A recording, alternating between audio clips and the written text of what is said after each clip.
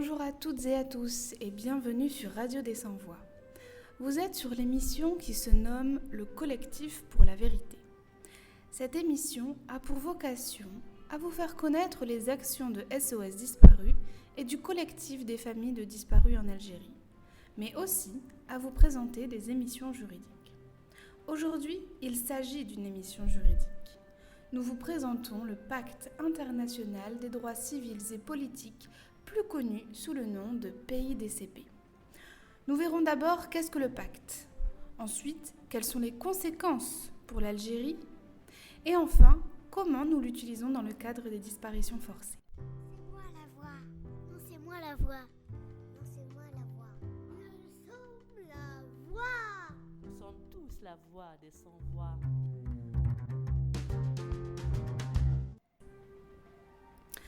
Qu'est-ce que le pacte d'abord ? Le pacte a été adopté à New York le 16 décembre 1966 par l'Assemblée générale des Nations unies dans sa résolution 2200A. Il est aussi appelé le pacte 2 de l'ONU. Le PIDCP est complété par deux protocoles. D'abord, le protocole du 16 décembre 1966 relatif à la procédure de recours individuel. Ensuite, le protocole du 15 décembre 1989 relatif à l'abolition de la peine de mort. Le PIDCP est un texte souhaité. Ça veut dire quoi ? Ça veut dire que l'Assemblée générale des Nations unies voulait une charte des droits de l'homme qui aurait force obligatoire. Alors, il existait déjà la Déclaration universelle des droits de l'homme, la DUDH, mais elle ne possédait pas cette force obligatoire que les Nations unies souhaitaient. De ce fait, une commission des droits de l'homme est créée et cette commission a pour mission de rédiger ce texte. C'est après 2 ans de négociations, dans un contexte de guerre froide, que le projet aboutit et 2 textes naissent. Le PIDCP, mais aussi le PIDESC. Le PIDESC, c'est le Pacte international des droits économiques, sociaux et culturels.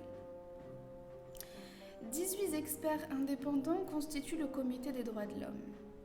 Il s'agit d'un organe issu du pacte qui se réunit 3 fois par an pour étudier les rapports des États parties et formuler les recommandations sur la mise en œuvre du pacte. Aussi, il énonce les observations générales et des rapports spéciaux peuvent être formulés.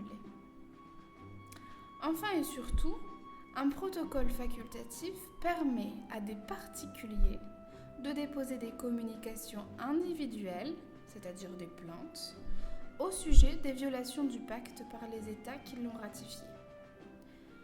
Les droits protégés sont notamment le droit des peuples à disposer d'eux-mêmes, le droit à la vie, l'interdiction de la torture et peine ou traitement cruel, inhumain ou dégradant, l'interdiction de l'esclavage, l'interdiction de la détention arbitraire, le droit à la liberté d'expression, le droit à la liberté de pensée, de conscience et de religion, et encore le droit culturel des minorités. Maintenant, nous allons voir quelles sont les conséquences pour l'Algérie. L'Algérie a signé le 10 décembre 1968 et a ratifié le 12 septembre 1989 le PIDCP ainsi que le protocole de 1966 concernant les communications individuelles. Toutefois, l'Algérie n'est pas comptée au sein des États parties du second protocole relatif à, on l'a dit, l'abolition de la peine de mort. Pour les chiffres, on a 168 États parties pour le PIDCP, 115 pour le protocole de 1966 et 81 pour le protocole relatif à l'abolition de la peine de mort. Avant toute chose, il faut définir ce qu'est une ratification pour comprendre les conséquences du PIDCP sur l'Algérie. Une ratification signifie donc qu'un État accepte d'être juridiquement lié par les dispositions de la Convention. Pour l'Algérie, qui a ratifié, on le comprend, la conséquence est simple. elle est tenue de respecter toutes les obligations qui sont énoncées dans le texte du pacte signé.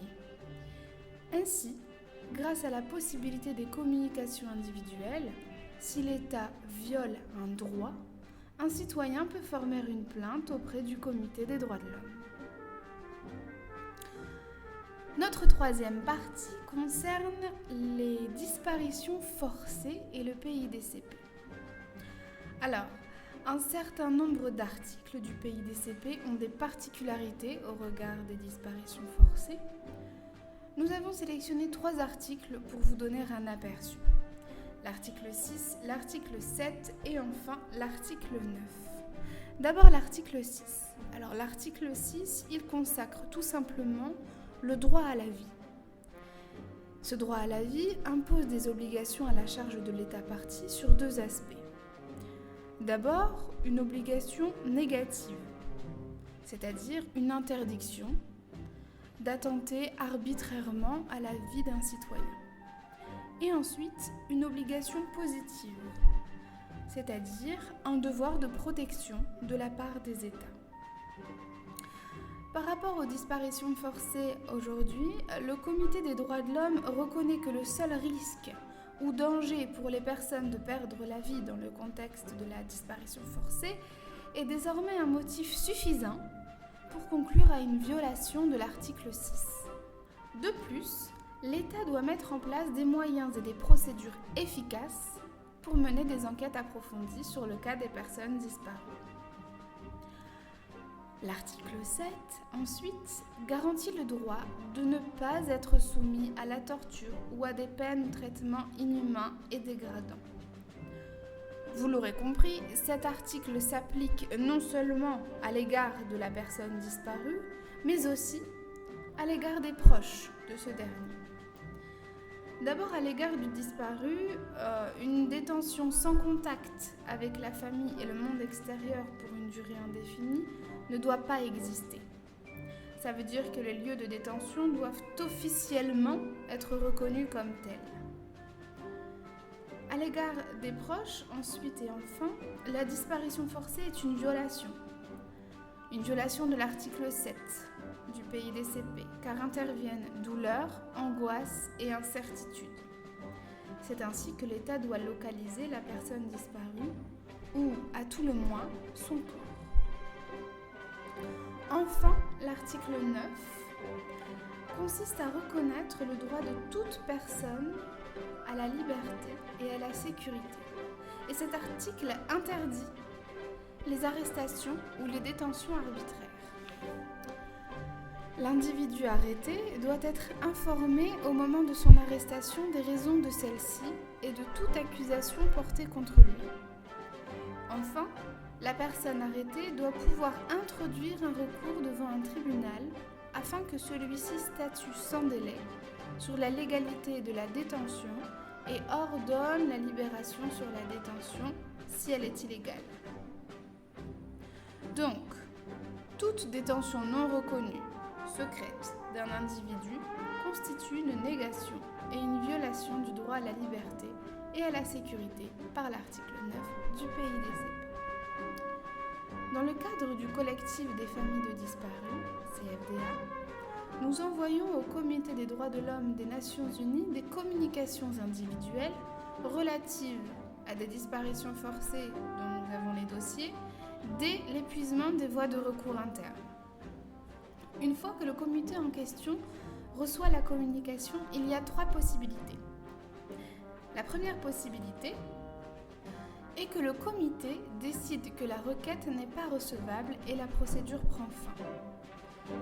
La deuxième possibilité est que le Comité des droits de l'homme décide qu'il y a violation par l'État partie des droits que le traité reconnaît et il invite l'État partie à lui communiquer dans les 3 mois des renseignements sur les mesures prises pour donner effet aux conclusions du comité.